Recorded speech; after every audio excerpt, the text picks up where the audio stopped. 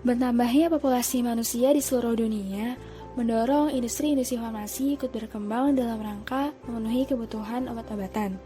Namun, produksi dan penggunaan obat yang tinggi dapat menyebabkan masuknya bahan kimia sejumlah besar ke dalam lingkungan yang apabila tidak diolah dengan tepat dapat berubah menjadi polutan farmasi.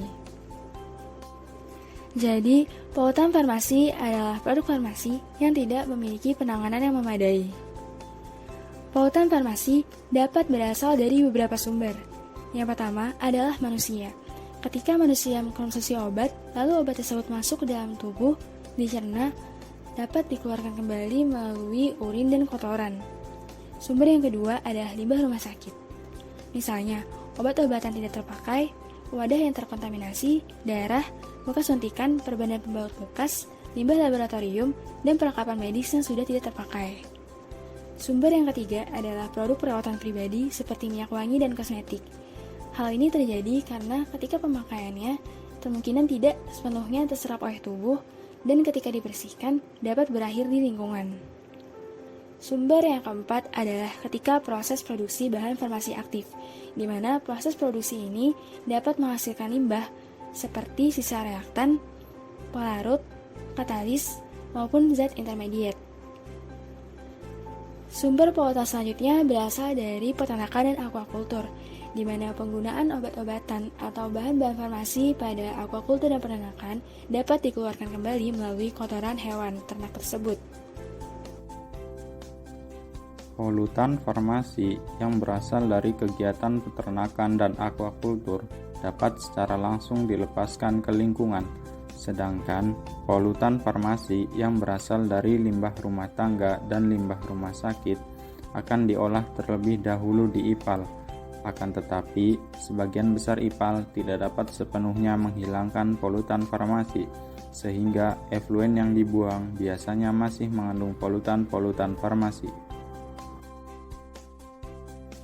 Setelah polutan farmasi atau obat-obatan dilepaskan ke lingkungan, obat-obatan akan mengalami serangkaian proses transformasi seperti adsorpsi dan desorpsi obat-obatan yang bersifat hidrofobik, fotodegradasi akibat radiasi sinar matahari, hidrolisis menjadi senyawa yang lebih polar, dan biodegradasi dengan bantuan mikroorganisme.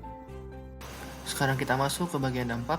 Dampak yang ditimbulkan oleh limbah polutan farmasi ialah dampak lingkungan perairan, lingkungan daratan, dan kesehatan manusia. Dampak yang ditimbulkan oleh polutan farmasi di lingkungan perairan diantaranya yang pertama menyebabkan toksisitas akut dan kronis pada organisme non-target di perairan, contohnya senyawa karbamazepin yang toksik terhadap organisme krustasea seperti Daphnia similis. Lalu polutan farmasi juga dapat menyebabkan berbagai penyakit pada makhluk hidup seperti manusia. Contohnya senyawa paraben yang dapat menyebabkan iritasi kulit dan iritasi mata pada manusia. Dampak polutan farmasi di lingkungan daratan dirasakan secara tidak langsung oleh predator tingkat atas. Misalnya, obat antiparasit yang dapat dikaitkan dengan efek buruk pada kesehatan burung dan kelelawar pemakan serangga. Selain itu, konsumsi dan akumulasi polutan farmasi yang terdapat pada bangkai hewan diketahui menyebabkan kematian unggas melalui gagal ginjal.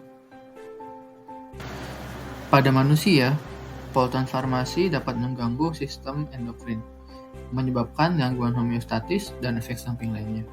Penyakit akibat gangguan sistem endokrin ialah diabetes mellitus, sindrom Cushing, penyakit Addison, kelainan kelenjar tiroid, dan lain sebagainya. Setelah kita mengetahui dampak lingkungan maupun kesehatan dari limbah farmasi, bagaimana ya solusi atau upaya dalam pengolahan dari limbah farmasi tersebut? Yang dapat kita lakukan dalam upaya pengolahan limbah farmasi padat di masyarakat melalui pembuangan limbah yang benar, yaitu obat yang rusak atau kadaluarsa dapat dikembalikan ke apotik yang bekerjasama dengan BPOM dan IAI sebagai lokasi pengembalian obat. Kemudian, apotek dapat mengelola obat tersebut lebih lanjut sesuai dengan prosedur yang benar, misalnya dengan enkapsulasi maupun insinerasi atau pembakaran. Kemudian, selain limbah obat padat, kita harus mengetahui bagaimana pengolahan limbah obat di perairan, yaitu yang pertama dengan sistem konvensional IPA atau instalasi pengolahan air limbah yang merupakan sistem pengolahan dari berbagai proses, misalnya fisik, kimia, dan biologi, yang digunakan untuk menghilangkan polutan. Yang kedua dengan absorpsi pada karbon aktif, di mana karbon aktif dapat mengabsorpsi senyawa organik pada limbah farmasi melalui beberapa mekanisme. Dan yang ketiga yaitu teknologi berdasarkan AOP atau Advanced Oxidation Process yang merupakan metode oksidasi yang melibatkan radikal hidroksil untuk memineralisasi berbagai senyawa organik pada limbah farmasi.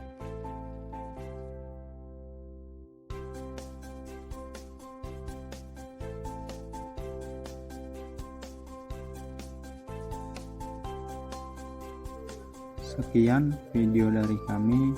Terima kasih telah menyaksikan.